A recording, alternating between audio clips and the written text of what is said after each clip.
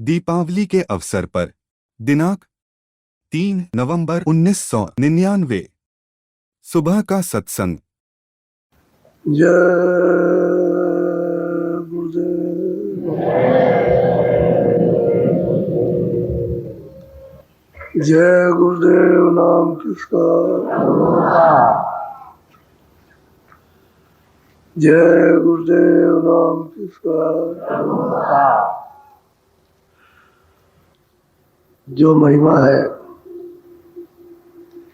या उन देशों का कोई संकेत और इशारा जो महापुरुषों ने किया है, वो उसका यहाँ कोई चिन्ह नहीं मिलता। यही के इशारे जो यहाँ है उसी को दे करके समझाया जा सकता, क्योंकि वहाँ की चीज वो लुप्त हो गई और यहाँ पर जो है वो सूरत है।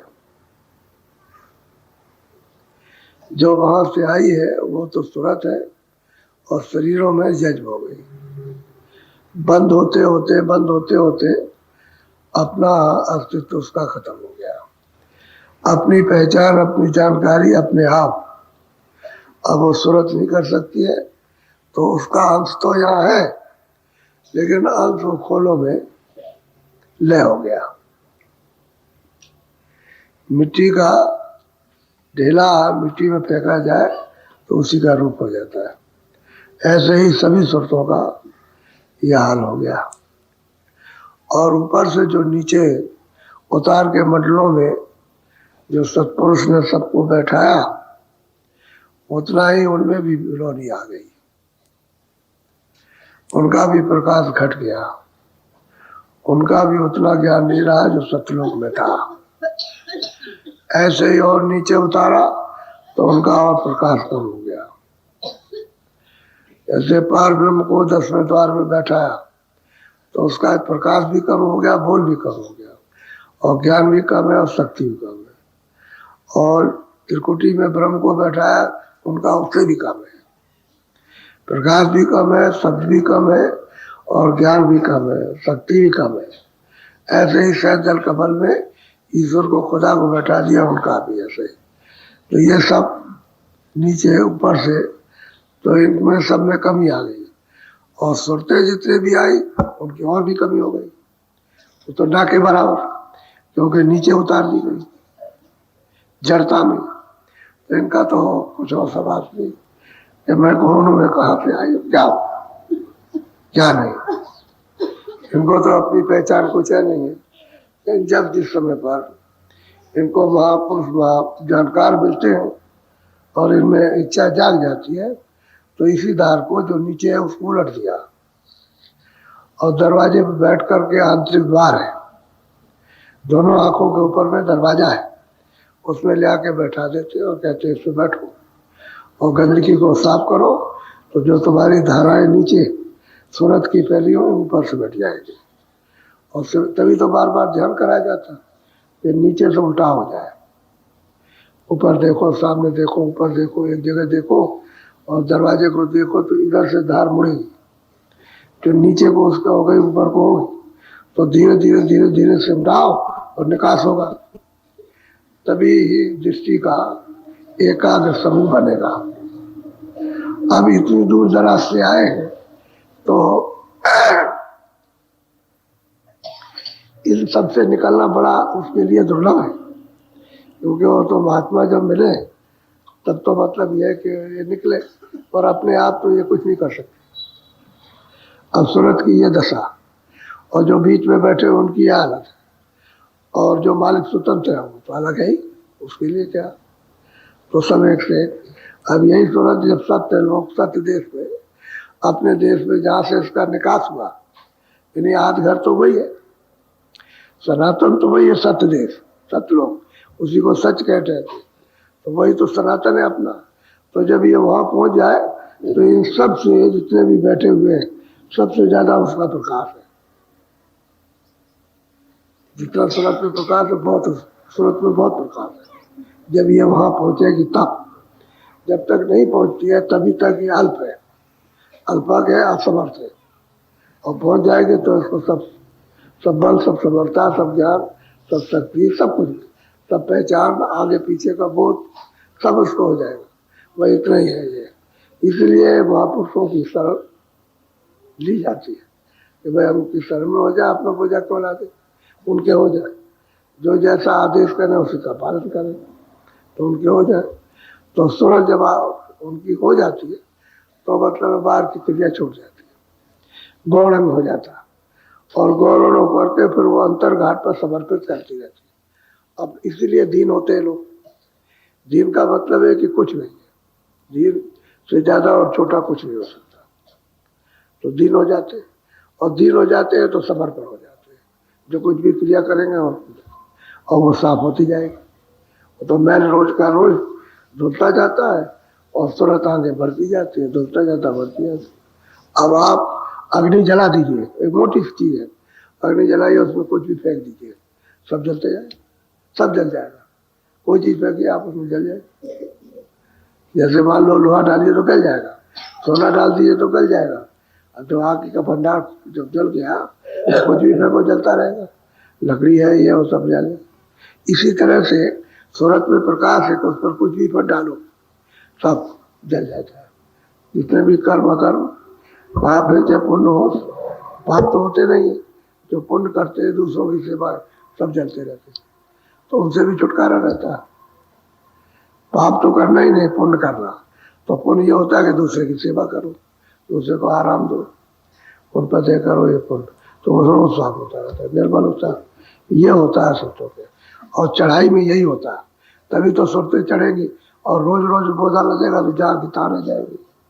तो इतनी प्रचंड अग्नि जलती है ज्ञान रूपी, कि इसमें कोई चीज रुक नहीं सकती, कोई ठहरी, कोई बैल उसके सामने आ ही नहीं सकता।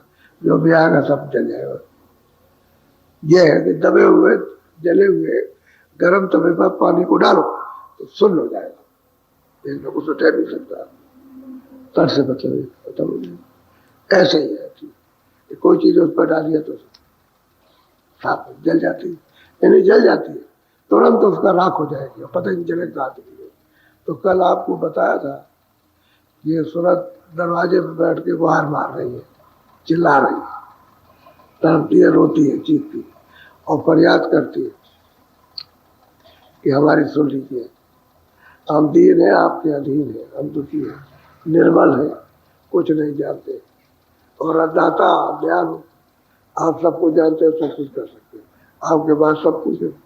तो आप जरा थोड़ा सुनिए। आप कल तो आधा हुआ था, आधा रह गया, बोलो।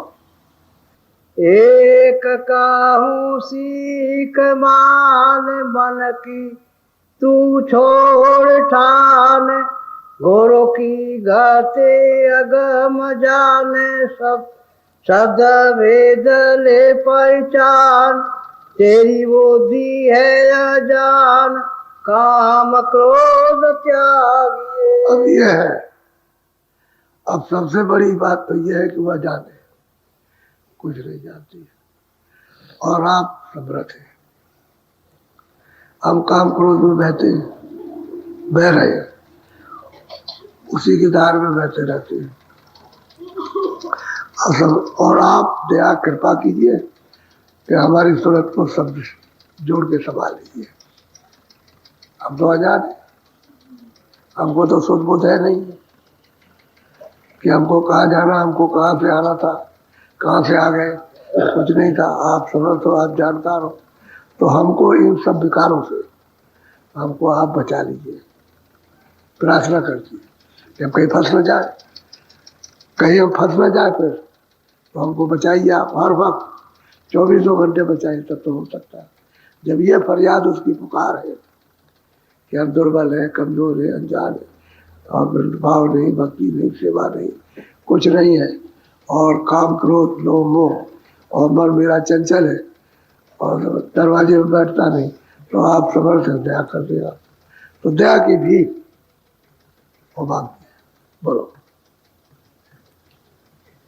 सत्संग की कदर जान, नर शरीर दुर्लभ मान, नाम रस करो पान, गुरु स्वरूप धारो ध्यान, इंद्री मान कसोआ, परखे परखे चालिए। अब यह है कि कहते हैं कि भाई सत्संग की कदर करो, सत्संग मुख्य चीज है। अगर उसकी कदर नहीं करोगे, उससे प्रेम सत्संग से नहीं करोगे, फिर तो आपने वचन के, क्योंकि जो वचन उधर ले जाने के, उनकी तो कदर करो कि हमको अंगूर दे, और फिर यह है कि उनसे भेज लो, और भेज लेकर के फिर भजन करो, जो जुक्ति बताया उसको, और जिन जिन के लिए कहे कि इनका नाम लो, इनके रूप का ध्यान करो, तो वो अपने को करना। और फिर ये गुरु स्वरूप का ध्यान, क्योंकि गुरु इधर भी और बीच में भी हो, उधर भी मिलेंगे, इधर भी मिलेंगे, और जब घाट से ऊपर चलोगे तो उधर भी मिलेंगे, और उधर पुल पार भी मिलेंगे, जब तीनों का पार जाओ तब भी, और फिर उसके बाद उधर मिलेंगे आप, तो वो सब जगह। और जब पहुंच जाओगे अपने आखिरी मंजिल पर घर में, तो वहां भी मिलेंगे। तो कहते हैं भाई गुरु स्वरूप का ध्यान करो।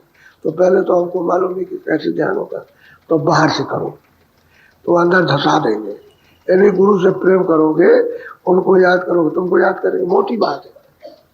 कभी किसी से प्रेम होता है तो आप उसको याद करते हो, आपको याद करते हो, एक दूसरे को याद करते हैं, प्रेम तो उसी का है। तो गुरु आपको याद करते हैं, आप गुरु को याद करते हैं, वो प्रेमी को याद करते हैं, प्रेमी उनको याद करता है। लेकिन गुरु स्वरूप का ध्यान करो, और इंद्रियों के घाट पर परख परख करके यानी चलो, कि ऐसा ना होगा कि इंद्रियों घाट में बह जाए। बहुमत इसी को कहते हैं निराकरण, कि परखते रहो कि हम किधर जा रहे हैं, किस घाट पर काम उठ रहा, किस घाट पर क्रोध उठ रहा, किस घाट पर लोभ है, किस घाट पर मोह है, किस घाट पर है, परख परख करके कदम रखो। और कितनी काम की जरूरत है, कितनी क्रोध की जरूरत, कितने लोभ की जरूरत, कितने मोह की जरूरत, कितने अहंकार की जरूरत, यानी कितना परखोगे और परख के चलोगे तब तो निकल चलोगे। परख परख के चलना, तो कहते हैं भाई शब्द का जो भेद दिया सबसे जुड़ो, गुरु स्वरूप का ध्यान बताया, गुरु स्वरूप का ध्यान करो, और अस्थानी स्वरूप का ध्यान बताया, अस्थानी करो सबका। तो सबका करना है तभी जाना है, क्योंकि मदद तो सबकी लेनी। जिसके देश में रहोगे तो उसका भी तो ध्यान करना। तो 3 लोग का मालिक है, उसने ये सब बनाया, और आपको ये शरीर दिया, और उसी का दिया हुआ सामान इसकी रक्षा के लिए आप इस्तेमाल करते हो, कहाँ पे लेते हो, उसने दिया, तो आप उसका भी ध्यान कीजिए, आपको बिगड़ बाधा नहीं पहुंचाए, क्योंकि उस देश में रहते हो, उसके कानून में रहते हो, उसके कानून का उल्लंघन करोगे तो हमारे लिए मुश्किल हो जाएगा।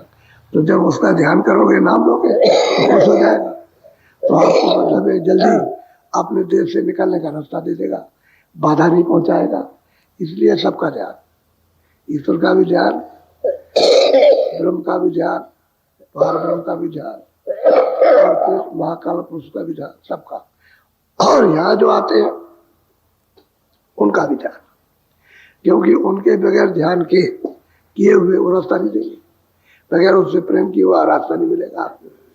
क्योंकि जानेंगे भाई ये तो मतलब सत्संग वचन की ये तो कदर करता नहीं है, तो उसको मालूम है नहीं, उसका तो इसको जरा भी बोध और विवेक नहीं है, तो कहेगा भजन क्या करेगा, ये रास्ते पर क्या चलेगा, कुछ भी चलेगा। जब वो समझ लेंगे सत्संग से नहीं अभी भजन करेगा, तब ये गोपनीय भेद खोलते हैं अंदर का। तो पहले इसी का ध्यान कराते कि तुम ईश्वर का पहले ध्यान करो, पहले सबसे पहले ये दरवाजा, यहाँ से बैठो, उसका ध्यान भी करो, नाम भी लो, और उसकी आवाज भी सुनो। तो उसकी आवाज घंटे संग की है, इसलिए घंटे संग का सब जगह निशान है। मस्जिद में भी निशान है, मस्जिद में भी है और मंदिर में भी है, घंटा सब जगह बजता, सब जगह बजता घंटा, ये उसी का निशान है। अब उसको अपने शब्दों में खुदा कह दिया, तो आपने परमात्मा कह दिया, इसलिए कि जीवात्मा के परे वो बैठा हुआ, और किसी ने उसको मतलब ये घाट कह दिया, बस इतनी। लेकिन घंटा सब क्या बज रहा, उसका निशान सबने रखा। घंटा बजाते हैं मस्जिद में, घंटा बजता है चर्च में, और घंटा बजता है मंदिर में, निशान सब जगह। तो पहले कि तुम घंटे की आवाज सुनो और इसी के देश के कर्मों को साफ करो, क्योंकि इसके देश के ये पाप पुण्य, इनको इसी की आवाज सुन के साफ कर दो, क्योंकि इन्होंने बनाया तो अपनी आवाजी से, आवाजी तो दी उनको, तो आवाज जब सुनाई दी कि भाई तुम ये बना दो, तुम लिख दो, तो उन्होंने वो लिख दिया। तो उसके देश के कर्म इसकी आवाज घंटे और शंख की आवाज से जुड़कर घाट पर हो रही है। जब कान खुल जाता है तो साफ सुनाई देती है, और जब तक कान नहीं खुलता है तब तक स्पष्ट आवाज नहीं आती। ऐसा मालूम होता है कि यह है कि नहीं है, कभी मोटा कभी पतला कभी मोटा। लेकिन जब ये आवाज साफ हो जाएगी कान, तो फिर टन टन टन टन टन, तो ये जैसे बजता है ऐसा नहीं, घना घन, वो घना घन बजता। ये आवाज नहीं है जो मंदिर में बजाते हैं, वो नहीं। उसकी आवाज तार नहीं टूटता। तार टूट जाए तो थोड़ा मुश्किल हो जाए, तार नहीं टूटेगा। इसमें तार टूट जाता, उसमें तार नहीं टूटता। तो उसी आवाज को सुनो, साफ करो। इसी की आवाज सुन करके तो सफाई होती है कर्मों की। इन कर्मों की सफाई होगी, इन कर्मों की। और इसी की आवाज से ये स्वर्ग वैकुंठ के कर्म उड़ जाते, वो भी साफ आ जाते। जो पुण्य अगर कुछ होगा तो वह साफ हो जाएगा। अब जब इसके देश के कर्म साफ हो, सूक्ष्म इसमें साफ होकर सैदल कमल से उसका साक्षात्कार कर लेगी, तो जब ऊपर है तो उधर से आवाज आ रही है। आवाज तो इसी के यहाँ की है, लेकिन ऊपर से आ रही आवाज। ऐसा मालूम होगा बड़ा जोर का शंख बज रहा है, यानी आपको तो ये पता चलेगा सारी दुनिया में सबको सुनाई देगा। लेकिन अब सबको सुनाई नहीं देगा, जिसके कान खुल गए उसी को सुनाई देता है। लेकिन आपको प्रतीत होगा सब सुन रहा है इसको, तो उसके पास कान नहीं है। जब अंदर के कानों पर मैल जमा तो सुनाई दे रहा, और ऊपर से आ रही है मतलब है कि गर्जन आ रही है। जब उसको सुनेगा तो कारण कर्म को साफ करेगा। जब तक वो कारण कर्म साफ नहीं होंगे तब तक छुटकारा नहीं हो सकता। तो चारों कर्म अलग अलग अपने अपने देश में उस तत्व में जमा रहते हैं। जबकि स्वतंत्रता से जाती है उस तत्व में तो उसका फल भोगती है, और फिर वहीं से उतार दी जाएगी नीचे। इस तरह से तो यहाँ के कर्म भी कट जाएंगे, सब कर्म कटेंगे, सूरज आगे भी निकल जाए। और जब परे जाएंगे तो उस पर तत्व की रोक टोक नहीं है, तत्व की वहां रोक टोक नहीं रहती। बस इतना ही रहता है कि शब्द की है तो शब्द, लेकिन शब्द में बड़ा शब्द छोटा शब्द, वो कई प्रकार के शब्द है। छोटा जहाँ पर छोटा वहां छोटा, इनसे सबसे तो ज्यादा है आवाज। यानी नीचे के इन स्थानों से आवाज बहुत ज्यादा, लेकिन ये ऊपर से कम है। तो वो बोला क्योंकि ऊपर से नीचे आए तो उनकी में भी कमी हो गई, तो उनकी आवाज में भी कमी हो जाएगी, उनके प्रकाश में भी कमी होगी, सब चीज में कमी हो जाती है। तो वो आवाज मतलब तो सूरज उस शब्द रूप में वहां हो जाती है, वहां के शब्द रूप हो जाएगी। यहाँ तो मतलब ये है कि खोलों में आ जाएगी, तो जैसे कारण खोल में आ गई, फिर सूक्ष्म खोल में आ गई, फिर लिंग में, फिर स्कूल में आ गई। अब उधर शब्द है तो शब्द में आ जाती है, शब्द में। तो असल में बात यह है कि जब तक ये न करे तब तक इसके देश के कर्म जाते। तो उपासना, इसी को ध्यान को नाम लेने को ही उपासना कहते हैं। इसी का नाम है सच्चा ध्यान और सच्ची उपासना। और बाहर से अगर कुछ करते रहो आप, या उसके लिए कोई आरती है नहीं है। अंतर घाट पर बैठ करके दृष्टि से उपासना होती है, तीसरी दृष्टि से। ये तो करोगी उपासना है, ये बाहर से कर लीजिए तो करोगे जड़ उपासना। तो जड़ का कर लीजिए तो चेतन नहीं मिलेगा आप, और वो दृष्टि से होती है उपासना, तो दृष्टि चेतन है। तो जब दृष्टि खुलेगी तो उस चेतन को देखेंगे, उसको, उसकी उपासना उसको तभी तो मिलता है। दृष्टि से देखा जाता है, अगर तीसरी आंख ना हो तो देखा नहीं जाएगा। बोलो। मित्र तेरा कोई ना, कुल कुटुंब लूट खाए जो। कहते हैं कि मित्र तुम्हारा कोई नहीं, सही बात है, या कोई भी मित्र नहीं, अपना कोई साथी नहीं। तो कहते हैं हमारे बच्चे साथी, हमारी स्त्री साथी, हमारा पति साथी, हमारा पिता, हमारा भाई, कोई साथी नहीं। ये सब ऊपरी बात है अज्ञान की। साथी है कोई नहीं, या कोई। और कुटुंब परिवार लूट खा, कहते हैं तेरी अनमोल सांसों को ये सब इसमें खत्म कर रहे, ये करो वो करो, ये सब काम, और फिर लेते रहते हैं उससे, तो सांसों को लूट रहे हैं। तो कहते हैं कि तो लूट खाएंगे।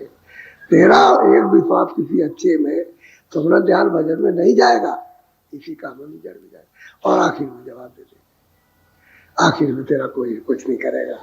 तेरा कोई साथ नहीं देगा, तेरी कोई मदद नहीं करेगा। क्योंकि आप देख लो, जब मृत्यु होने लगती है, जब समय आता है तो सब खड़े हो जाते हैं, अरे क्या हुआ, अब वो करे क्या? तो डॉक्टर बुलाते हैं, तो डॉक्टर क्या करेगा? अरे जो आपकी हालत हुई डॉक्टर की हालत है। डॉक्टर तो शरीर की देख सकता है, लेकिन कहते हैं कि भाई जब इसमें कोई है ही नहीं तो हम दवा किस पर दें? इसमें तो गर्मी खत्म हो गई, कहते हैं कि ठंडी आ गई। तो वो ढुकुर ढुकुर ढुकुर ढुकुर यहाँ गले में ढुकुर ढुकुर ढुकुर ढुकुर जरा जरा, इधर तो बंद हो गया, यहाँ होता रहता। और उसको इस खिंचाव में, इसमें जबरदस्ती खिंचाव में उसे खुशी नहीं कि आप क्या कह रहे हो, कौन खड़ा है, कौन क्या बोल रहा, न सुनना, न बोलना, न देखना, न समय, कुछ नहीं। और ढुकुर ढुकुर अब इधर से तो सब कुछ किया, और डॉक्टर ने कहा अभी कुछ, अब इसको तो दवा काम नहीं करेगी। अब सब खड़े हो गए, सबके सब, किसी का कल काम। अब बताइए क्या साथ देंगे उनका? तकलीफ तो उसको बेइंतहा, जो लिखने में नहीं आ सकती, जलने की तकलीफ, मरने की, जो कहा नहीं जा सकती, इतनी तकलीफ। तो ही कहते हैं कि भाई कुटुंब परिवार तुम्हारे मतलब अनमोल धन को लूट खाएंगे। अनमोल धन श्वास है, सोना चांदी नहीं, हीरे जवाहरात नहीं है, लेकिन अनमोल श्वास है कि तुमने इसमें लगा दिया तुम। और तुम कहते हो मेरे मित्र हैं, मेरे साथ मैं इनके साथ जाऊंगा, ये मेरे साथ जाएंगे। न तुम इनके साथ आए और न इनके साथ जाओगे। होशियार हो, मित्रता करो, होशियारी से करो कि ठीक है हमारे मित्र है। दो दोस्त थे, मुसलमान थे, दोनों आपस में दोस्त थे, तो आपस में हमेशा पास रहते थे। कोई ऐसा हो गया होगा, एक दोस्त के पास जमीन कम थी, तो उसने कही किसी गाँव में जमीन ले ली, तो अब दूर हो गए। अब वो कभी मतलब साल में कभी 2 साल मिले, तो फिर एक दूसरा किसी के यहाँ गया नहीं, तो उनको बहुत दिन गुजर गए, 10-20 साल हो गए। कह लगे भाई हमारे ऊपर मुसीबत आई है, चलो अपने दोस्त के यहाँ चले। तो वहां गया, उनका वो तो दोस्त बोला उनको वालेकुम सलाम, वालेकुम सलाम। कह लगे देखो भाई ये रखा है हुक्का, ये हुक्का रखा। उसने कहा वालेकुम सलाम, तो ये नहीं कहा सलाम वालेकुम, ये नहीं कहा वालेकुम सलाम। तो कह लगे ये रखा हुक्का, कह लगे मतलब कि अपना अपना भरो, अपना अपना पियो। कह लगे बच्चे राजी खुशी से, राजी तुम्हारे जाने मर जाओ, तुम्हारे जाने करो। तो कौन किसका? अरे सलाम वालेकुम, और कुछ नहीं, ये हुक्का रखा, अपना भरो अपना पियो। पहले ये था कि पहुंच जाए, गाँव में हुक्का रखते थे, सब काम छोड़ करके बस हुक्का ले बुलाया, हुक्का रखा पिलाया, ये उनका आदर था। वो कोई वो नहीं हुक्का पिलाते थे, यही उनका नाश्ता था। तो पहले ऐसे ही था, कहते अपना अपना भरो अपना पियो। तो मैं क्या मतलब इससे कि दोस्त हो क्या मतलब है कि नहीं हो? तो वही है कि कुटुंब परिवार जवाब दे जाएगा। तब आप पछताओगे कि अरे मैं तो सोचता था कि मेरे साथ देंगे और इस वक्त के लिए काम आएंगे, तो इस मुसीबत में कौन काम आने वाला? तो कहते हैं श्वासों की पूंजी को सही सही समझ के काम में लो कि ये भी काम चल जाए, अपना भी चल जाए और मालिक के लिए भी श्वासों की पूंजी लग जाए उसके बाद। तो कहते हैं सब लूट खाएंगे। बोलो जन्म जन्म नरक, वहां जलते मरते जलते मरते। और जमराज यात्रा के तरह तरह की जमपुरी में लाकर यात्रा दे। अब बताओ वहां कौन सुनेगा जाते? वहां तो उनकी आवाज लाखों कोस पे आती है, और यहाँ अगर किसी के कान में पड़ जाए तो तुरंत पागल हो जाए, ऐसी भयंकर आवाज उनकी होती है। तो वहां त्रास देते हैं तरह तरह की वहां जाकर के। अब इनमें से कोई रिश्तेदार भाई बंधु कुटुंब या अपने अच्छे बच्चे ये पति पत्नी को जाते हो, कहते हैं जन्म जन्म, यदि किस जन्म में, चलो जब अभी मरेंगे फिर वही जाए, और फिर मरेंगे तो जन्म देते, नाना प्रकार की तरह देते। अब ये चेतता तो है नहीं, इसी में पड़ा हुआ, ये मेरे हैं, मैं इनका हूँ, बस यही चिल्लाता है। अनुभव श्वासों की जो अमूल्य चीज, सोने चांदी से चीज नहीं खरीदी जाती, वो आपके पास है, और वो है श्वास है जो नाक मुंह से निकलती है। तो आपने बेकार बहा दिया, अब वो किस काम आएगी? तो वही महापुरुष कहते हैं पुकारने वाली सूरत जो देखती है वो कहती है कि बचाइए, चिल्लाती है कि बचाइए। अब वो चिल्ला देख रही है, अब लोग तो लिए जा रहे हैं, वो बता रहे कि भाई ये कैसा कर, बोलो। एक नमक की डली लिया भाई। जमा दिखावे अधिक त्रास, तड़पे तू श्वास श्वास, पूजबे न कहते हैं कि कहीं। श्वास श्वास पर तड़पती है, उसका मतलब ये है जो किसी को जब दमा होता है तो कितनी तकलीफ होती है। दवाई वाले की जिसकी दवा होता है ऐसा करता ऐसा, तो उसकी तकलीफ को आप ही पहचान सकते हैं तो कितना दुख होता है। इसी तरह से श्वास श्वास पर यानी इतनी तकलीफ होती है जो लिखने में नहीं आ सकती, और वो तड़पता क्या कर सकता है। वो अब कर्म जो उसने किए हैं उसको भोगना है, जो वो तो भोग योनि है। अब मनुष्य शरीर जो आपको बना कर्म योनि है और भोग योनि है। अब उसमें ये दशा हो रही, अब सूरत उसको देख रही, चिल्ला रही, देखती जाती है, चढ़ाते जाती है। ऐसा नहीं है कि जो कुछ उसने ऐसे ही बयान किया, पुकार की उसने, पूरी पुकार लगाई और जब देखा तो चिल्ला रही। ये क्या हो रहा, बोलो। जात भोग छोड़ चा सबसे तू हो। कहते हैं भाई जगत के जितने भी भोग हैं वो धीरे धीरे उसकी इच्छा कम करो। ये नहीं कहा कि वो एकदम से छोड़ दो, धीरे धीरे। यानी अभी जगत की चाह बहुत है, तो कभी 1 पैसा करो, कभी 2 पैसे कम करो, कभी 4 पैसे कम करो, कभी 2 आने कम करो। जगत की चाह, ये चाह जितने भी भोग है ये सब क्षणिक भोग है। अस्थाई आनंद और अस्थाई भोग तो आपको शब्द से मिलेगा। जब सूरज शब्द से जुड़ेगी तभी आपको मिलेगा, वैसे नहीं मिल सकता। भोग तो हुआ असली, यानी भोग हुआ है असली। शब्द मिले उसमें अमृत मिले पीने को, वो है। तो कहते हैं जगत ये क्षणिक चाह है और इसमें तृप्ति होती नहीं, किसी भी इंद्रिय को तृप्ति नहीं होती। ध्यान से देखो, चाहे कान से सुनो, चाहे जिह्वा से, किसी इंद्रिय से भी काम करो आप, लेकिन तृप्ति नहीं हो सकती कि यहाँ वो चीज है नहीं है। तो कहते हैं धीरे धीरे चाह करो, ये भोगों की चाह कम करो और सूरत को शब्द के साथ में लगाओ, बोलो। संतन को खोज जाए सतगुरु की शरण, ऐसे जाओ तुम संतों के पास, उनको खोजो। जब वो मिल जाए कि भाई वो मिले तो सतगुरु खोज लो। सतगुरु उसको कहते हैं जो सत्य का रास्ता बताए, उसका नाम है सत। जिसने सत्य पथ को प्राप्त किया, वो रास्ता जानता, उसी को कहते हैं सत्य। सतगुरु कोई आंख बंद हो गई उसको नहीं कहते कि अंधेरा अंधकार है, उसका नाम नहीं है जिसकी आंख खुली है। और जिसने सत्य को पा लिया, जो सत्य देश में पहुंच गया, वो है सतगुरु। तो कहते हैं संतों की खोज करो, संतों के नाम से खोज करो, फिर कहीं ना कहीं वो जानकार मिल जाएंगे। वो सतगुरु है जो सत्य का रास्ता बताते हैं, वो है। वो जो भेद देते हैं उसी को कहते हैं गुरुमंत्र। और क्या रहता है, अगर स्कूल में बच्चों को पढ़ाते हैं तो उनको अध्यापक गुरु कहते हैं। पहले तो लोग गुरु कहा करते थे, हम लोग के समय में सब बच्चे जो है गुरु जी गुरु जी गुरु जी कहते हैं, जो विद्या पढ़ाते थे। अब ये तो विद्या पढ़ाने वाले बाहर की बुद्धि विद्या, लेकिन आध्यात्मिक विद्या का सत्य पद कहते हैं संतन में जाओ और वहां जाके सतगुरु को खोजो जो सत्य का रास्ता बता दे, बोलो। गुरु का तू वचन पाले मन की मति तुरंत। कहते हैं मन का जो मन का रास्ता है मनमुख, उसकी मति को तो तुरंत छोड़ दे।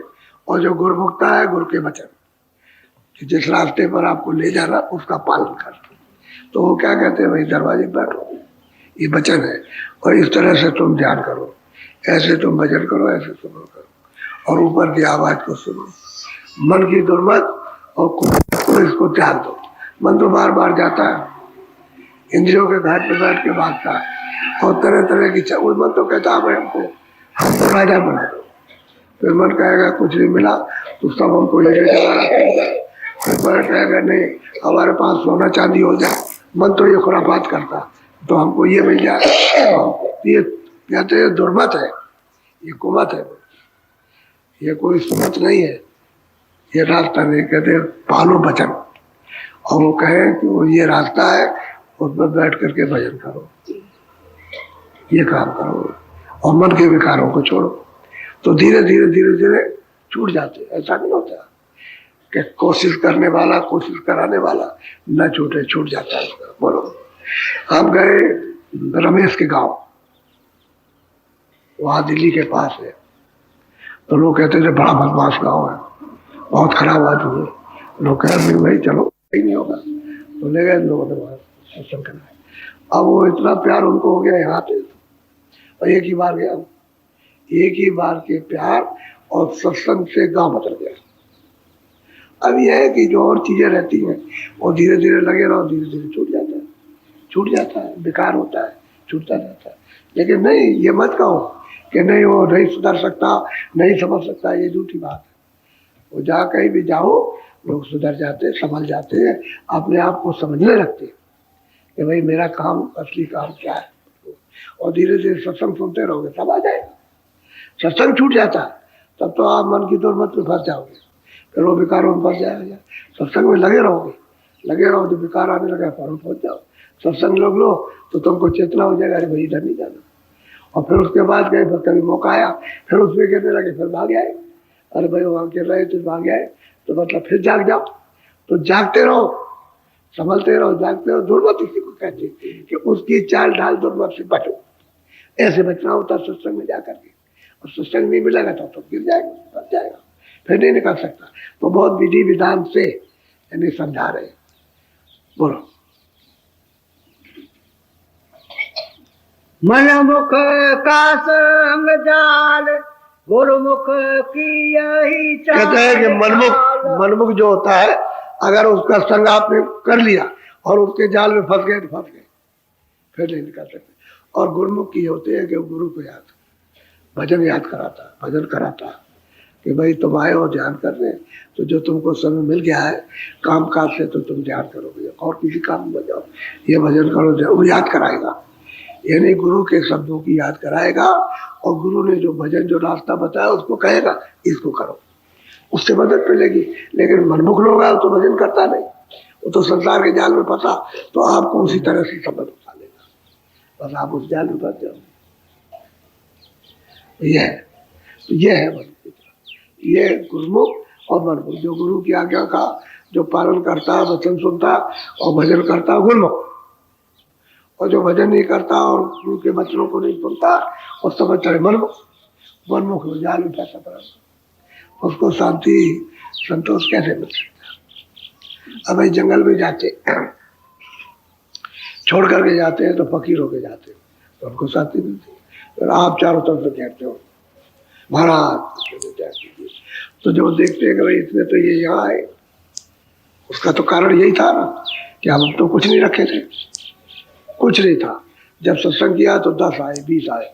शुरू में जब भंडारा हुआ तो हमारे स्वामी जी महाराज के और परिचित के सत्संगी और बाहर के जितने कुल 40 आदमी आए भंडारे गुरु महाराज के, वहाँ कृष्णनगर में। तो दूसरी साल में 5 आदमी अपने भी लोग रहे, और उसके बाद में जो और बात। अब ऐसे अब आप इतने हो गए, तो अब ये बताओ यहाँ ऐसे पड़े रहोगे और कोई व्यवस्था नहीं होगी तो फिर बताओ कैसे होगा। हमारे लिए तो झोपड़ी ठीक, हम तो अकेले। जब आप आ जाओ तो आपको भी झोपड़ी चाहिए, इनको भी चाहिए, इनको भी चाहिए। असली चीज ये है कि ये सब चीजें समझ के, लेकिन वो तो जंगल में रहते हैं, और जंगल में रहते हैं आबाद हो जाता है। क्यों? वो महात्मा जंगल, उसके पास जाओगे तो वहाँ आबाद हो जाएगा। वो तो अकेला है, वो तो बिल्कुल अलग है। जब अकेला रहेगा तो कोई नहीं। मैं एक दफे गया सुतीचढ़ ऋषि आश्रम, जब गुरु की खोज के पहले, तो हमने कहा भाई शायद वही महात्मा होंगे। तो वहाँ सुतीचढ़ ऋषि चित्रकूट, अनसुईया के जाने ऊपर जाते हैं तो बहुत दूर पैदल चलना पड़ता, और पहाड़ों की चढ़ाई ऊपर चढ़ करके, और उसके ऊपर में फिर ऊपर जाके जमीन है, और फिर जंगली जंगल है। तो वो चलते गए तो सुतीचढ़ ऋषि आश्रम। अब वो कब का है सुतीचढ़ ऋषि आश्रम? आगे सरगुरु ऋषि आश्रम।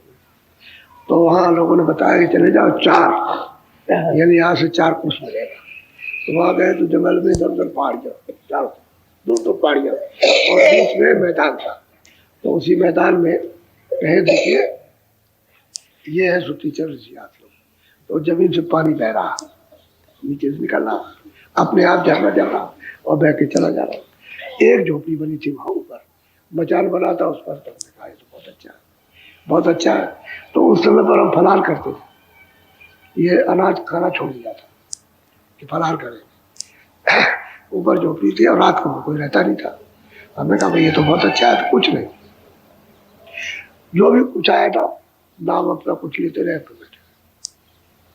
वहां पर। अब वहां कुछ नहीं है, बस वही झोपड़ी है और 4-5 अमरूद के पेड़, और कोई महात्मा वहां आया होगा, रहा होगा, तो सकरगंदी लगा गया था। तो हमने कहा ये बहुत अच्छा दुनिया रही है। तो वहां रहते हैं जंगल में अकेले। एक आदमी ने देखा कि यहाँ कोई इस पर रहता है, दूर गांव का। तो देखिए उसके नियम को आपको मैं बताता हूँ। क्या हमसे तो कुछ बोलता नहीं था। एक दिन दूध ले आया, तो सामने उसने दूध रख दिया।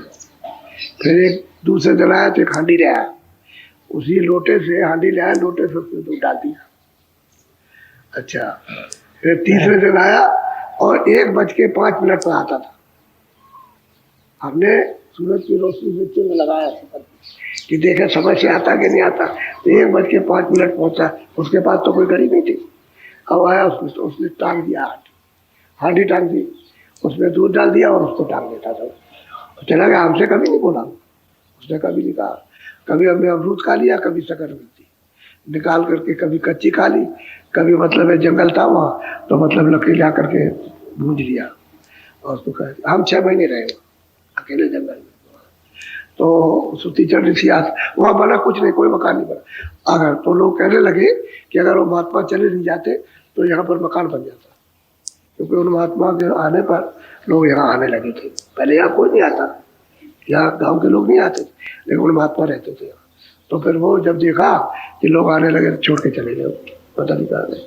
तब तक उन्होंने हमको देखा, तो हमने कहा भाई वही मेरे साथ हालत होगी, मैं तो निकला हूँ कुछ खोजने के लिए और ये मुझे फंसा लेंगे यहाँ पर। बस वहाँ से चल दिया।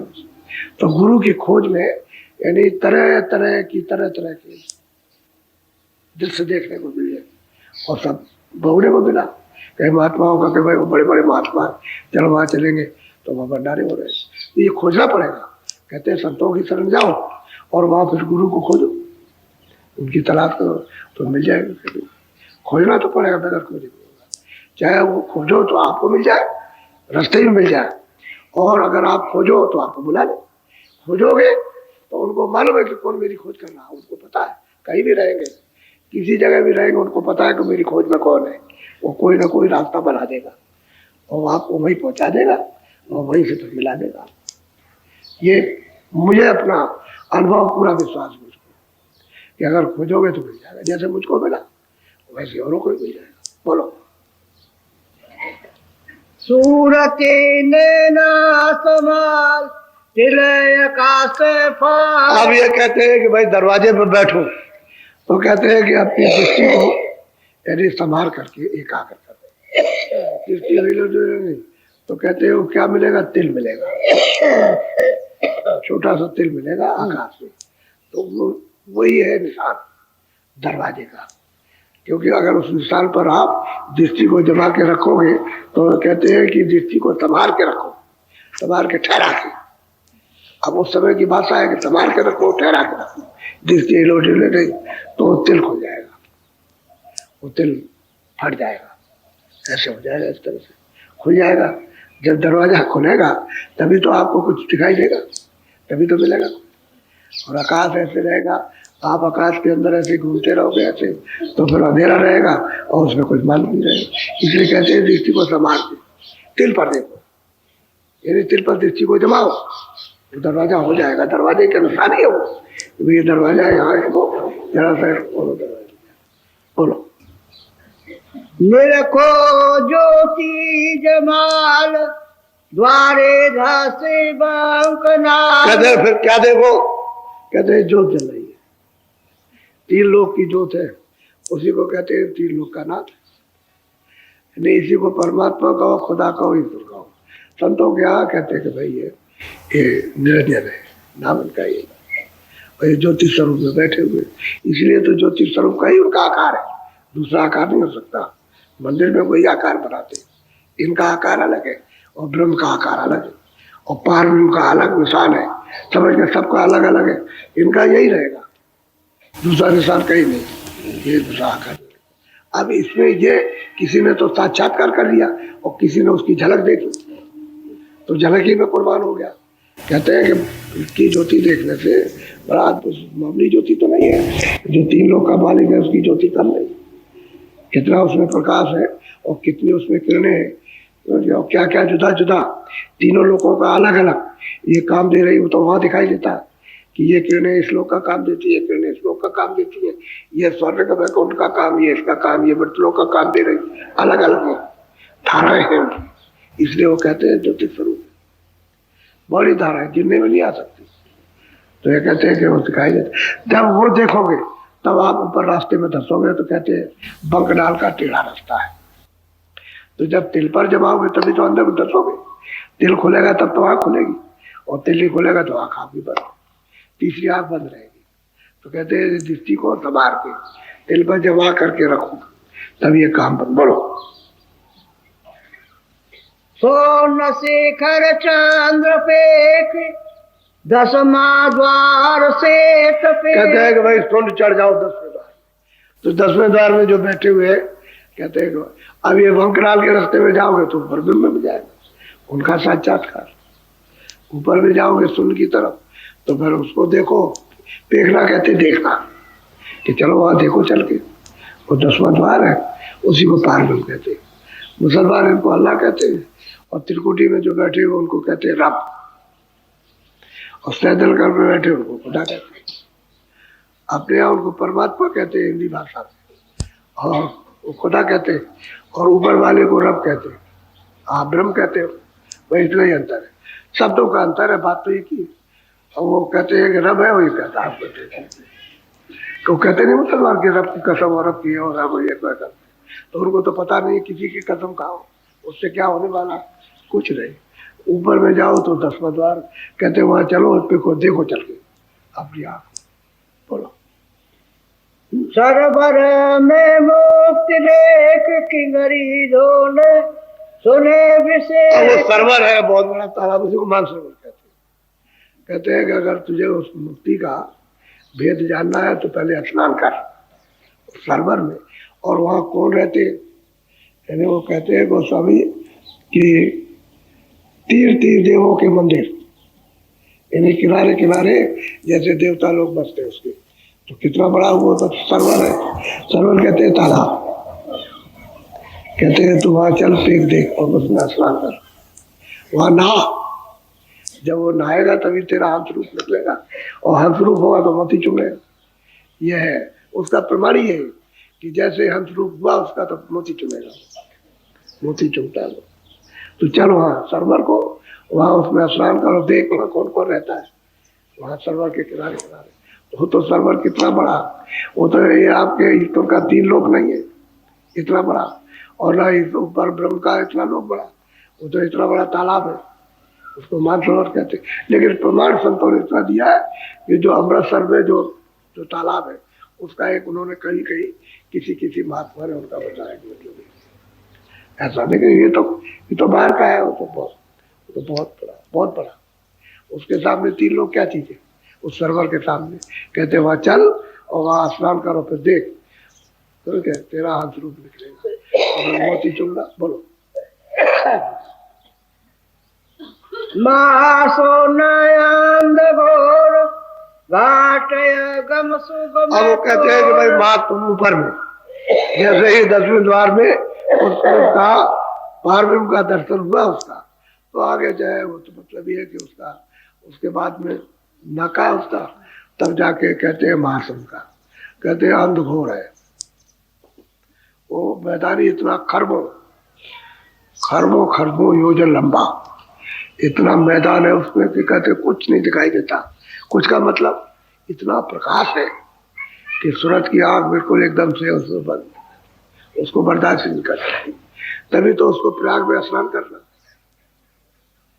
ये ऐसा अंधघोर इतना प्रकाश है कि वहां यहाँ की सूरतें जाके सब अंधी हो जाती, कुछ नहीं करते, आंखें एकदम तिलमिला गई, कुछ नहीं, इतना प्रकाश उसका। तो कहते हैं वहां पर कितना अड़ंगा है प्रकाश का, यानी सुंदरता का, उसकी खूबसूरती का, उसकी रचना का कितना अड़ंगा कि कोई भी अगर साधक जाएगा तो उधर नहीं जा सकता, उधर जाएगी सब रोकने का, उसको देखते रुके। और कुछ नहीं, वहाँ रचना ही रचना है, आनंद ही आनंद है। लेकिन इतनी रचना अद्भुत है उस मैदान में कि वो आगे उसको देख करके आनंद लेकर के खुश होकर प्रसन्न होकर के बाग बाग होकर के धन धन होकर के आंग नहीं जाता उस रचना को और प्रकाश में। तो फिर आगे मतलब ये है कि प्रयाग है, तब उसको प्रयाग में स्नान करेगा, धारा आ रही है ऊपर से, धारा आ रही है अखंड धारा, तो उसमें स्नान तब प्रकाश बर्दाश्त करता, तब उस मैदान को पार कर सकेगा, नहीं तो उस मैदान को कोई भी नहीं जा सकता है। इसलिए संतों ने कहा भाई समझ बूझ करके चलो, गुरु की शरण पकड़े रहो, छोड़ो मत, क्योंकि वो उधर मिलेगा, उधर में तभी आपको ले जाएगा। और तुमने अगर कुछ जोर किया कि हम कुछ समझ गए तो बस रह जाओगे वही। इसलिए अंतिम जगह तक, अंतिम धाम तक, तब तक बराबर शरणागति, और जब वहां पहुंचाओ तो सब लोग आ जाते, फिर क्या है बोलो।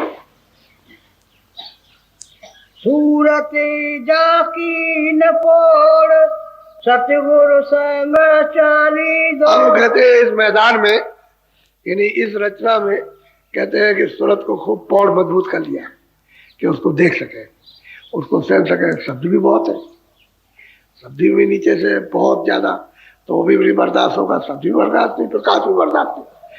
तो फिर क्या सतगुरु को संग लिया, पहले तो स्नान करके पौड़ हो गई, मजबूत हो गई, स्नान प्राग में किया, कर लिया, वो तो धारा है बह रही है, उसमें स्नान किया, उसमें इतना प्रकाश है कि इतना प्रकाश उस धारा में आ रहा कि जितना प्रकाश महासुन के मैदान में नहीं है, तो सीधा यहाँ उसे बर्दाश्त कर ले, फिर बस खुल करके फिर देखे जाके। तो कहते हैं सतगुरु इसमें साथ चलेंगे, नहीं खरब जोजन नीचे और खरब जोजन जाए और खरब जोजन इधर और खरब जो लोग ऊपर चले जाओ, उसका कोई पता नहीं चलेगा, कुछ नहीं मालूम। ये ऐसा मैदान है इस तरह का। अब ये भेद अंदर का है, चढ़ाई में तो दिखाई देता है, सुनाई देता है और सुना सब देखती है, लेकिन अब ये यहाँ से वहां का वर्णन नहीं हो सकता, क्या बताया जाए। अब यहाँ कोई चिन्ह मिलेगा, उसी की एक नमूना कोई मिसाल दी जाएगी, तो ये ऐसा है, ये नहीं है, लेकिन मिलता जुलता, वो बहुत बड़ा ये छोटा। इसलिए सूरज का प्रकाश या स्थानीय ईश्वर का प्रकाश इतना हुआ तो बहुत प्रकाश। तो ये मैदान ऐसा कि अंधघोर मैदान है, यानी अंधघोर बिल्कुल। जब तक ये सूरत स्नान न कर ले प्रयाग का, तब तक वो प्रकाश बर्दाश्त नहीं जा सकते, और साथ गुरु जाएंगे तब काम होगा। जब तक साथ उसमें नहीं चलेंगे गुरु, तो पार नहीं कर सकेंगे। बोलो आगे की गली लीन दुनय अनंत सब चीन हंस मिले अति प्रवीण। कहते भाई हंस, वाह अति प्रवीण, बहुत ताकतवर था। कहते हैं अनंतो धुने, और उसको चीन लिया कि ऊपर की धुन कौन सी है, उसी को पकड़ के सुझाना। तभी तो कहते हैं कि ये धुने पकड़ो, और मंडलों पर बहुत धुने आ रही है, तो अगर सबको सुनेंगे आप, तो आप नहीं ऊपर चढ़े होंगे। तो जो नामदान के वक्त में जो महात्मा देते हैं, उस धुन को याद रखो, और जब वो सुन लो तो उसी धुन को खोजो, उसी में, तो उसी में वो मिल जाएगी, उसी में हो रही है। लेकिन वो और धुने इतनी हो रही है कि आपकी क्यों नहीं समझ में आता कि सूरत गंदी है। सूरत साफ हो जाए तब तो पहचान ले। तो सूरत के कानों पर मैल है, आँख पर भी मैल है, इसलिए पहचानने नहीं आती। तो धीरे धीरे उनको सुन करके जब साफ हो जाएगी, तो धुन को जब पकड़ेगी तो धुन आने लगेगी, तो और धुनें सब बंद हो जाएगी, वही धुन उसको पकड़ के फिर चढ़ना उसको। ऐसे ही सब स्थानों पर है, ऐसे ही सैदल कमल के ऊपर, और फिर ऐसे ही मतलब त्रिकुटी के ऊपर, सब जगह पर ऐसा ही है। तो कहते हैं अनंतों धुने, फिर जो बताया उस धुन को पकड़ लिया उसने। सुन लीजिए आप ऊपर से जो आ रहे, क्योंकि मंडल में जो सुरतें रहती है उनमें सब में धुन है, और तो अपार धुन निकलती है उनकी भी, उसको सुनती है। लेकिन अफतानी जो वहां पर मंडलावर्ती, वो जो बैठे उनकी एक धुन है, क्योंकि वो तो उसी शब्द में उतर करके आए थे बैठे, तो उनकी एक ही धुन है। उसको जब पकड़ के तो स्थान में पहुंच जाएंगे। कहते हैं कि रास्ते में हंस मिले, जूझ के जूझ, झुंड के झुंड, बेशुमार, इतने जो गिरने में नहीं आ सकते, इतने झुंड। यहाँ तो इतने जीव जंतु भी नहीं है, इतने रास्ते में हंस मिलते हैं, और वो भी बड़े प्रवीण, ताकतवर, बलवान। लेकिन यह है कि मालिक के दर्शन से वो भी वंचित है, वो भी वंचित। जो सूरत इधर से जाएगी उस तक टूट पड़ेंगे दर्शन के लिए, और वो चाहते हैं कि मेरे ऊपर भी कृपा हो जाए। हालांकि उनको कोई तकलीफ नहीं हुआ, किसी प्रकार की कोई तकलीफ नहीं है। उनमें इतनी इतनी रोशनी है एक एक मतलब हंसों में कि जो कहा नहीं जा सकता। तकलीफ उनको कुछ बस इतना है कि मालिक का दीदार नहीं, सत्पुरुष का दर्शन नहीं है। अब जो यहाँ संत जाएंगे इनको रास्ते मिले, अब जिस पर खुश हो जाए ले जाए, वहीं से पार, वहीं से लेके चले जाते। वो तो मतलब उनकी खुशी की बात है। तो कहते हैं सब रास्ते में मिलते हैं। बोलो। सात लोक द्वार लीन दीन धुन बजाइए। कहते हैं भाई उस सतलोक का दरवाजा और वहां से बीन धुन बज रही है सतपुरुष की। उसको पकड़ा तो सतपुरुष तो मतलब ये कितने शंखों दूर, शंखों योजन दूर, लेकिन ये एक आवाज आ रही दरवाजे पर, उसको पकड़ लीजिए और पकड़ के वहां चढ़ने लगी। तो वहां कोई कोई जगह खाली है, वहां अगर इतनी दूर है तो बीच में कोई खाली मैदान होगा? कुछ नहीं, सब जर्रे जर्रे में रचना है, उसके कण कण के अंदर रचना है। और उसका अनुमान किया जाए तो एक कण में कितने ब्रह्मांड समाये हुए, और उसकी उपमा नहीं की जा सकती उसी के एक कण में। ऐसा वहां का दृश्य है। तो कहते हैं भाई तुम उसको पकड़ो और पहुंचो। आप सूरज द्वार पर पहुंच गए तो सतलोक में तो दाखिल होगी, हो जाएगी। इतना विस्तार सत्पुरुष ने यानी नीचे मंडलों का कर दिया, और फिर मंडलों पर इनको वहां से भेज करके बैठा दिया यहाँ। तो जब ये जीव बेचारे वहां से तब तो बलवान थे, जब शुरू शुरू में आए थे तब तो इनमें पूरी ताकत थी, पूरी शक्ति थी, क्योंकि उसी शक्ति के द्वारा आए वापस हो जाते थे, आते थे वापस चले जाते थे। अब तो उनके जाने आने में नहीं देर लगती, क्यों रास्ता तो खुला था कि शब्द को पकड़ के आए तुरंत वापस, तो आए फिर गए, समझ गए, उसमें कोई दिक्कत नहीं। अब यहाँ जब इन्होंने फंसा लिया, जब अब नियम बना करके, तब फिर रोक टोक हुई। फिर आप जाओ दिखाओ जल्दी से, तुम्हारे पास क्या है सामान? तो वही कर्मों का सामान है और क्या है। तो बस उसको मतलब ये करो कहा करके ये हमारा सामान है, अब आप इसका हमारा दे दो हमको ये सामान। तो आप कैसे दोगे? तो कहेगा कि अच्छा ब्याज ले आओ, तो ब्याज आपके पास नहीं, तो चलो चलो कमा के दो, ये ब्याज है मूल है, तो दोनों की कमाई करो। तो ये काम करा। अब उसका ये हिसाब हो गया, तलाशी सबकी लेगा, जो उधर जाएगा सबका क्या तुम्हारे पास है। तो जब कुछ नहीं होगा तब तो छोड़ देगा, और कुछ भी कहेगा चलो हमारा ब्याज दिए और मूल हमारा दिए जाओ। तो यहाँ कमाई कराएगा, 84 में ले जाए, कहीं भी ले जाए, उसको कमाएगा और कमा के अपने देश का कर्जा देगा, तब आपको छोड़ेगा, तो ऐसे छोड़ देगा। अब उसको भोगाएगा, वहाँ ले लेगा, तब मनुष्य में जाएगा, और फिर ला करके और फिर तुम कर्म करोगे तो फिर वो मांगेगा कि लाओ हमारा हिसाब दो, हमारे देश का क्या है तुम्हारे पास। तो फिर आपको पकड़ेगा, फिर पकड़ेगा, कहने हमारा कर्जा ले लिया आपने, अभी तो दिया था और फिर ले लिया, लाओ हमारा फिर दो, तो फिर वही दे देगा। यही हो रहा सबका, और आपको किसी को पता नहीं, कोई नहीं जानता है। बोलो।